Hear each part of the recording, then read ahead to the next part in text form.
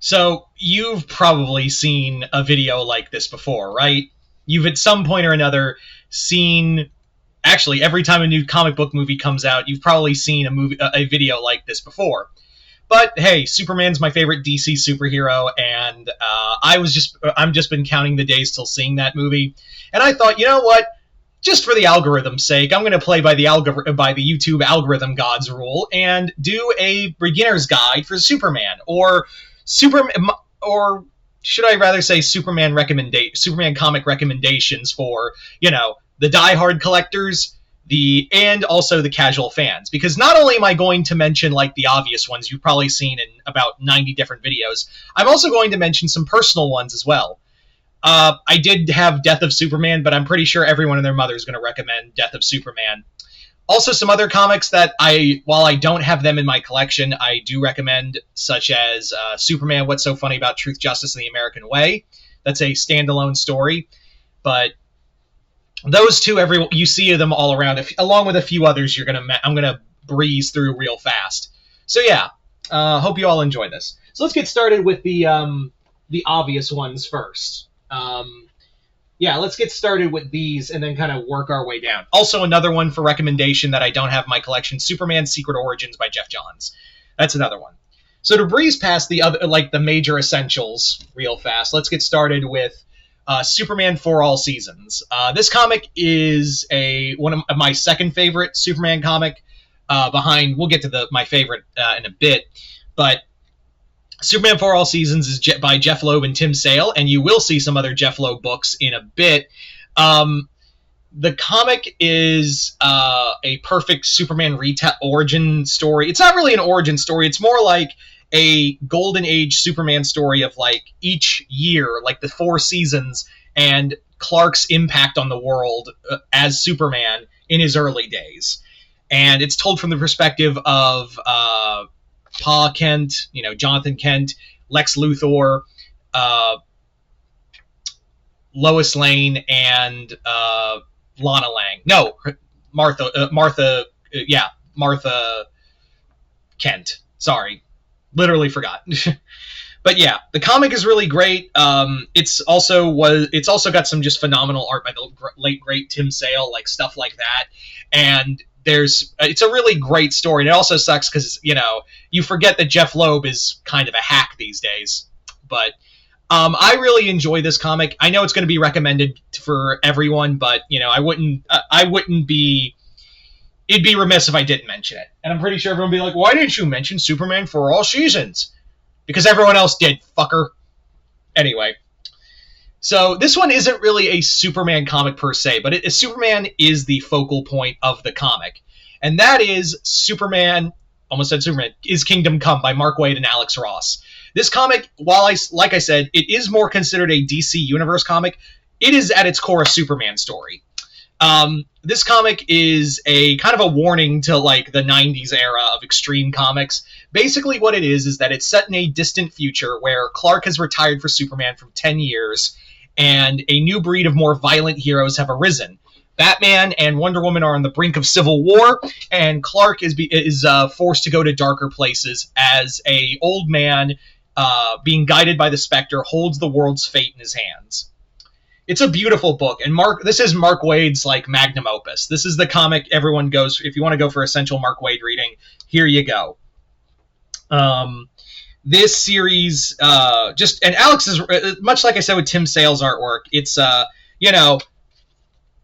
Alex Ross, ain't exactly a slouch either when it comes to art, am I right? This is a very solid book. You can get it anywhere. This is a amazing story, and it's almost life-changing. It will, like, it's kind of like that Bob's Burgers meme. It's like, I don't want to overhype it, but it will change your life. And I guarantee you, if you haven't read Kingdom Come already, Kingdom Come will change your life and how you love comics. That's my guarantee right there. Guarantee void in Tennessee. Anyone who got that reference, kudos. Next up is my favorite Superman story, All-Star Superman by Grant Morrison and Frank Quitely. This whole story is, I once said this in a video, I I think if for some deep cut, some lore, multiverse deep cut. I think I said in a Milky Juice video in that channel, when we were talking about our favorite comics of all time, All-Star Superman. If I was like left on a deserted island and I could bring one book, it'd be All-Star Superman. It's a beautiful story. It is this is Grant Morrison's love letter to the Man of Steel, and you can clearly see love put into this series. Like there is nothing but just a giant love letter to who Superman is and it's a beautiful love letter to Golden Age, to just DC Universe on a whole. And it sucks that Frank Miller murdered the All-Star line. But yeah. And finally, for comics to read for Essential Superman books, Superman Birthright. This is essentially the quintessential Superman origin story by Mark Waid. You're going to see his name put up a lot. And with Lionel Francis Yu on artwork. This edition I got was from Chris, because I had never actually owned Superman Birthright. I don't think he knew that. But thank you once again, bro. I hope you're watching this. This edition you can get. This is the DC Compact Edition that's $10. It's got the whole collected series right here. This is, again, what's now considered the definitive Superman origin, to an extent, give or take. But everyone goes to Superman Birthright as, like, this is the comic to read for Superman origin stories. And the Compact Edition doesn't do it justice, but Francis Lionel Yu's artwork is amazing. Yeah. So, if you're looking for this book, congratulations, this just came out in time for the Superman movie. It's almost what you call synergy. So, there you go. So now we've gone over the comics, the quintessential books, like most of the quintessential books you'll read in for Superman reading, and probably some other YouTube channels have probably recommended them till the cows come home. But if you'll stay for a little bit, I've got some other off-the-cuff recommendations that you'll probably want to read and maybe want to check out. So starting off, not really a lesser-known book, but I think when people talk about Geoff Johns' Superman Secret Origins, which is a solid book, and you should pick it up for quintessential Superman reading, I think people forget Geoff Johns and Gary Frank's other seminal Superman story, Superman Brainiac. This comic is a new rendition of Brainiac that's now been considered the definitive Brainiac edition. This brings in the central story of Brainiac and him being the definitive destruction of Krypton. It's a quick, short story, and it is pre-52, and there is a lot of heart in here. And also, you've probably already noticed that Gary Frank's Superman is drawn intentionally to look like Christopher Reeve. That's not a mistake. That is what it is. It's a short comic. I don't know where you could find it in this day and age for this edition, because this was like a $13 edition, but it's a solid action comic story, and it also is the starting point to the new Krypton arc. So if you're interested, you can start from here to read the new Krypton arc. So there you go. Next up, going back to Magic Mark Waid, we have an ongoing comic that you can still pick up to this day, World's Finest. This is it's a Superman-Batman book that is written by Mark Waid with artwork by Dan Mora. And again, Dan Mora, if you want to check out artwork alone, Dan Mora's artwork, you should get it from Mora's artwork alone, because it's just phenomenal. I don't know how this dude has managed to do 10 different books.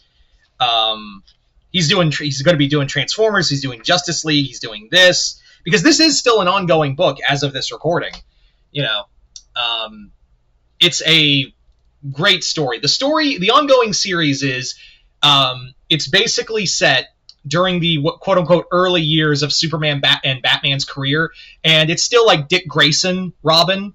So these are kind of lost stories of the DC universe, where Clark and Bruce and Dick are all teamed up to fight, to find lost stories. They recently did a event where they actually time traveled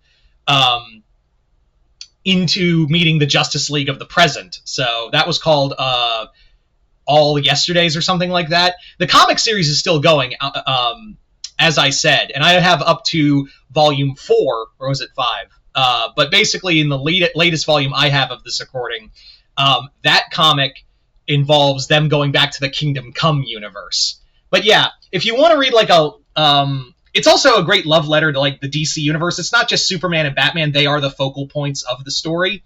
But if you want to read like a great story that encompasses like Mark Waid's just absolute love for the DC universe, it's he says he loves both Marvel and DC, but it's books like this that make you go, oh, you really do love the DC universe more than Marvel, don't you? And that's not a dig.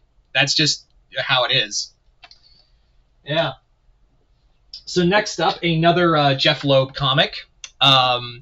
That is Jeff Loeb and Ed McGuinness's Superman Emperor Joker. This is a fun, dumb book, and it's not one of Jeff Loeb's better comics, but it's definitely the more fun one. And again, Ed McGuinness's artwork is just great.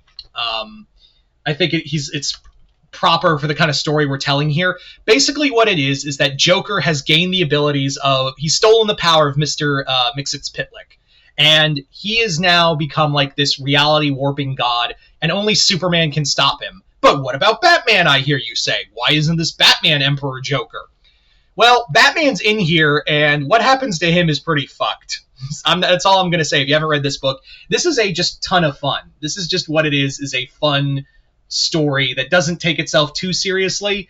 And yeah, this is also like a pretty self-contained comic too, so it's not really like really continuity heavy. If you understand if you know who the characters are, you're already there.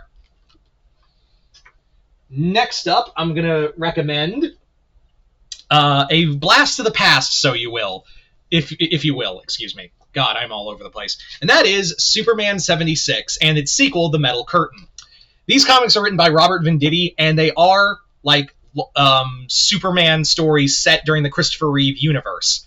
I find it important to like remember and respect the past. So those comics are also really self-contained, and you get new versions of villains like Brainiac as well as Metallo, and you also get little hints here and there of the DC universe. I've really enjoyed them, and Venditti, while he is kind of for me, I will say that he is arguably really good at doing Christopher Reeve dialogue and also that whole universe in of itself.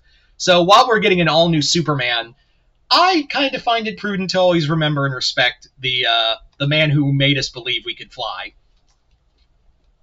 Anyway, so this is another book that is also going to be considered essential reading for the DCEU, for the new, not DCEU, but the new DC movies on a whole. And you've probably already heard it before, but with Supergirl coming out next year, I believe, Supergirl, Woman of Tomorrow by Tom King, with artwork by Bellaquise Everly.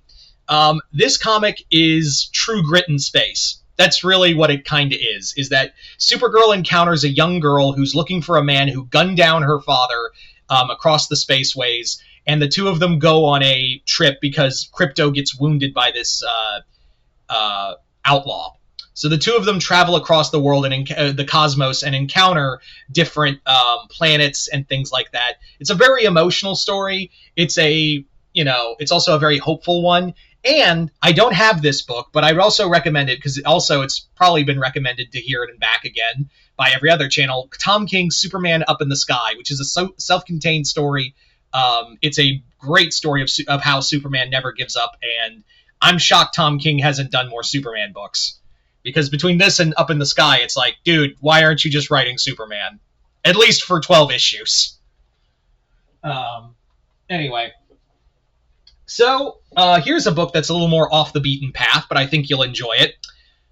Jimmy Olsen by Matt Fraction. This is the entire Matt Fraction... Goddamn chair. This is the entire Matt Fraction Jimmy Olsen run, which is 12 issues. This comic is a lot of fun, focusing on Superman's pal, Jimmy Olsen, and him going on these wacky adventures. If you liked Hawkeye by Matt Fraction, he brings that same energy here, but with a Golden Age DC comic flair and with some solid, witty dialogue. Matt Fraction's always a writer I enjoy reading, and if you enjoyed like Sex Criminals and some of his other work, like, again, Hawkeye is arguably one of my favorite comics of all time. Yeah, his Hawkeye is amazing. I would say give this a look. I got this on a whim because I was like, oh, I want to see what Matt Fraction does with Jimmy Olsen. So, yeah. Why shouldn't you just do Superman books here? We got to respect everybody. Also, I don't have this book, but I would also recommend Lois Lane, Enemy of the State by Greg Rucka. That comic is awesome because it's basically Lois versus the current presidential administration, essentially. It's a really hard-hitting story. I would love to read it and review it, but I don't have it on me. That's another one if you want to check out other Superman comics that aren't connected to Superman directly, but in his quote-unquote family, there you go. I would also recommend Brian Azzarello's and Lee Bermejo's Luthor comic. It's a great hard-hitting story. And also, for another Luthor book I don't have on me, Luthor the Black Ring. It's an action comic story that involved Lex Luthor trying to get the power of the Orange Lantern Ring. It's written by Paul Cornell, who's done a lot of science fiction. He's written a lot of Doctor Who episodes, and involves basically him encountering such characters as like him fighting Grodd, Deathstroke. He even meets Death from Sandman. You know, this was long before we found out Neil Gaiman was a piece of shit, so we'll forgive it. And it's not being written by Gaiman directly. Anyway, next up, another person. These are going to be the next few comics are going to be ones I personally recommend. So first off, Superman Ending Battle. Superman Ending Battle is basically Dark Knight, Nightfall, but with Superman. This comic involves the villain Manchester Black revealing to all of his enemies that Clark Kent is Superman, and they start going after all members of his family, and Clark is pushed to the limits in order to protect everyone he knows and loves. It's a great story of showcase. It's a great Superman villain showcase, even though some of the villains aren't exactly his villains to begin with, but it's a great introduction to like a who's who of other villains that you may not know. I think it's really good. It's a great Superman event. So, yeah, I would highly recommend it. It's a great action story, too. Next up is a recent comic that I would highly recommend. This is like 3 books. Philip Kennedy Johnson's Superman Action Comics, The War World Saga. This is, I know they have like a compendium now of it, but I got the 3 books. Basically, in this story, Clark, alongside a newly formed Authority, a group of characters that you're probably going to want to know about in the new DC movies, travel to Warworld to battle one of Superman's greatest enemies, Mongol, who I hope to see in the DC movies at some point. It's very much like Planet Hulk, but with Superman, but it's also talking about, like, in a world of hopelessness, can Superman still bring hope? And I can guarantee you he does. It's a really solid story. It shows how far Warworld is willing to try to break Superman and how unbreakable Clark can be. Next up, we have Superman Last Son. This is Jeff Johns, written also with artwork by Andy Kubert and co-written by Richard Donner, the director of Superman 1 and 2. This comic is a reintroduction of General Zod and also his son, who gets adopted by Clark and Lois. The comic is, Lor Zod is different in the new universe. This is pre-52, but this is really cool of seeing Zod, Ursa, Non, and see them kind of recanonized. And it's a great story of involving Superman and can he and Lois actually be parents, because this was before John Kent. Yeah, I highly recommend it. Next up is a Superman Shazam story, but, forgive me. And that is Superman Shazam First Thunder by Judd Winick. This comic is a kind of a retelling of Shazam's origins, but with Superman added to be his guide in the battling Black Adam, and also Dr. Sivana. It's a pretty short story, but it's also pretty fun, and also kind of showcases the two characters. The two characters and the best of their light. So yeah. Next up, we're going to talk about Superman Batman: The Search for Kryptonite. This is by Michael Green, and the comic is basically Clark, after a near-death experience involving kryptonite, decides no more kryptonite on Earth. So he and Batman set about collecting all the kryptonite on Earth, which is a lot. And along the way, they battle both enemies and friends to get all these different types of kryptonite. This is another great Superman Batman. Like, this is like Clark and Bruce working together in a solid cohesive group. They are. This is another one of those. Why do we need Superman and Batman to fight when they're just great as a team? And it's a pretty self-contained story and involves a Doomsday made of kryptonite, which is also pretty cool. Can't go wrong with that. So the last two books I'm going to reference are crossover comics because I am the crossover guy. So we're going to talk about those real fast. Starting with Superman Gen 13. This is technically, because it was under Wildstorm, but now Gen 13's rolled into the DC universe still. But this comic's pretty fun. It is written by Adam Hughes and artwork by Lee Bermejo. The comic involves the kids of Gen 13 going to Metropolis, and where their leader, Fairchild, gets a head injury that makes her think she's Supergirl after a fight with Superman, after being caught in the middle of a fight between Superman and Titano. During which she thinks she's Supergirl, and the rest of Gen 13 has to locate and find her again. This is more of a slice of life kind of story than anything else, and it's very adorable because it's basically a mouthpiece of why Superman still matters as a character to younger audience, because the whole time they are just dogging on Superman, and Clark's even like, am I just too old? Am I just not with it anymore? But this is a great story of showing, yeah, Superman still matters. Finally, we have Superman Aliens by Dan Jurgens and Kevin Nolan. This comic is probably the best of the Alien crossovers. I haven't read all of them, but this is definitely the top one. I've heard Alien Avengers is really good, but in Superman Aliens, Clark travels to a small planetoid that he believes has Kryptonians. What it does have is xenomorphs, and since he's too far from the sun, he's slowly losing his power. So now the ultimate hero must battle the ultimate horror. It's a great horror comic, and also pushes Superman to the brink of it also puts his whole no-kill rule to the limit. It's also the shining example. Outside of Batman vs. Predator, this is probably the second best of the DC Dark Horse crossover eras. I don't know where you could find that comic. Good luck. It's incredibly hard to find now that Dark Horse no longer owns, Alien and Predator, but still. All in all, there you go, guys. I know there's other comics out there that you've probably heard of, like I said, What's So Funny About Truth, Justice, and the American Way, and also like For the Man Who Has Everything, the classic Alan Moore story. But like I said, a lot of these comics you have already heard of already. I wanted to throw in my hat in the ring and tell you about some Superman comics that you might not have heard of and probably won't get from these channels. So there you go. Go out and check these books out now.